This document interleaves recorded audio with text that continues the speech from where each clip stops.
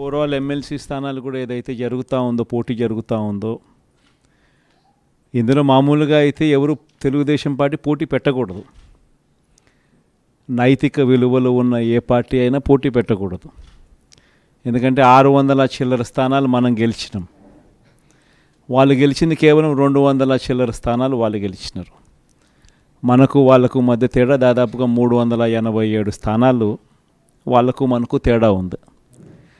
గెలిచిన వాళ్ళంతా కూడా మన పార్టీ గుర్తు మీద, మన పార్టీ జెండా మీద గెలిచిన వాళ్ళు. వాళ్ళ సైడ్ అయినా అంతే, మన సైడ్ అయినా అంతే. మరి అటువంటప్పుడు మెజారిటీ లేనప్పుడు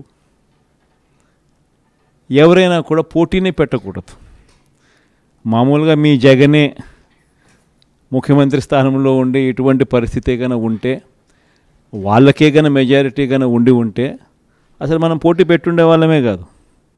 వేరే పార్టీ గుర్తు మీద గెలిచిన వాళ్ళను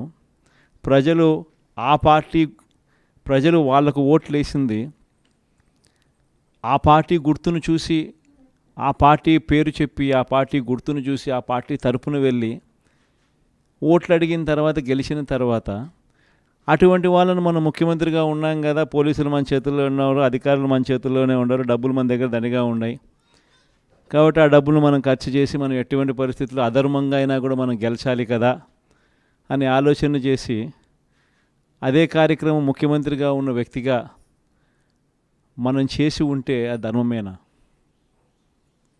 ఇది ధర్మం కాదు. చంద్రబాబు నాయుడు నైజం మాత్రం చూపిస్తూనే ఉన్నాడు. ఈరోజుకి కూడా అధర్మంగా యుద్ధం చేసే కార్యక్రమం జరుగుతూనే ఉంది.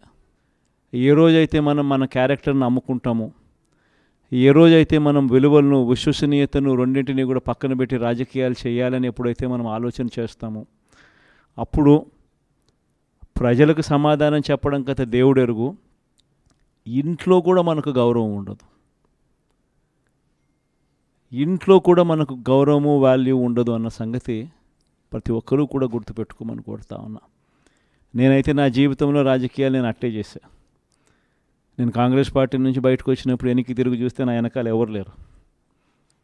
నేను మా అమ్మ ఇద్దరమే బయటకు వచ్చింది. నాతో పాటు కొంతమంది ఎమ్మెల్యేలు వస్తామంటే కూడా నాతో పాటు రావాలనుకున్న ఎవరైనా కూడా రాజీనామా చేసి రావాలా అని చెప్పిన. ఈరోజు అక్కడి నుంచి మొదలు పెడితే కేవలం ఇద్దరం పార్టీ నుంచి బయటకు వచ్చి మొదలు పెడితే ఈరోజు దేవుని దయతో ప్రతి అడుగులోనూ కూడా విలువలతో కూడిన రాజకీయాలే చేశాము, విశ్వసనీయతతో కూడిన రాజకీయాలు చేశామని గర్వంగా తలెత్తుకొని కూడా చెప్పగలుగుతాం. ఈరోజు 22 నెలలు అయిపోయింది, స్కూళ్ళు తెరిచినాయి, పిల్లలు బళ్ళకు పోతూ ఉన్నారు. కనీసం జగనే ఉంటే కనీసం అమ్మఒడి కింద 15,000 ఈ పాటికి జగన్ ఉంటే వేసి ఉండేవాడు. ఆ 15,000 బాయా, ఈయన నీకు 15,000, నీకు 15,000, నీకు 15,000 అని ఇస్తానని చెప్పి అది బాయా. వ్యవసాయ పనులు ముమ్మరంగా సాగుతూ ఉన్నాయి. జగనే ఉంటే రైతు భరోసా కింద 13,500 చేతిలో పడేది.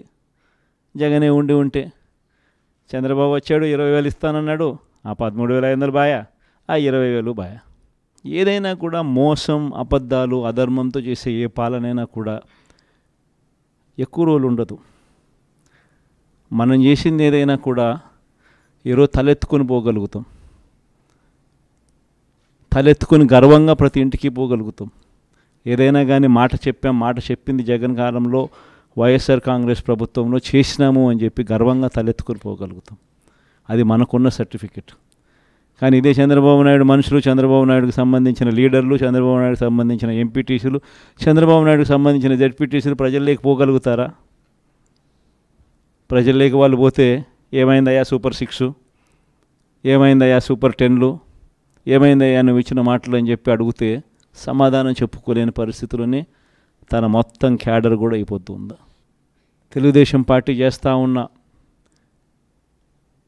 ఈ కొనుగోలు కార్యక్రమాలు కానీ, ఈ ప్రలోభాలు పెట్టే కార్యక్రమాలు కానీ, వీటి ఎవ్వడికి కూడా దయచేసి లొంగకండి. నేను ఒకటి చెప్తా ఉన్నా. జగన్ పలావ్ పెట్టినాడు, చంద్రబాబు బిర్యానీ పెడతానన్నాడు. చంద్రబాబు నమ్మి ఓటేసినారు. బిర్యానీ బాయా, పలావ్ బాయా, లాస్ట్కు పస్తు పండుకోవాల్సిన పరిస్థితి. చంద్రబాబును నమ్ముకుంటే ఎక్కడైనా ప్రజలైనా అంతే, నాయకులైనా అంతే. ఇంతకుముందు మన పార్టీ నుంచి 23 మంది ఎమ్మెల్యేలను తీసుకున్నారు, 3 ఎంపీలను తీసుకున్నారు. ఆ 23 మంది ఎమ్మెల్యేలలో ఎంతమంది టికెట్లు ఇచ్చినాడు? నాకు తెలిసి 3కి. ఆ 23 మంది ఎమ్మెల్యేలను తీసుకునేటప్పుడు ఒక్కొక్కరికి ఎంత ఇస్తామన్నాడు? ఒక్కొక్కరికి 20 కోట్లు. ఇచ్చింది ఎంత? అడ్వాన్సు. దాని తర్వాత వాళ్ళు ఆ పక్క పోయిన వాళ్ళు అందరూ అన్న మీ దగ్గరికి వచ్చేస్తామన్నా మేమంతా అని చెప్పి మళ్ళీ నాకు ఫోన్ చేసినారు.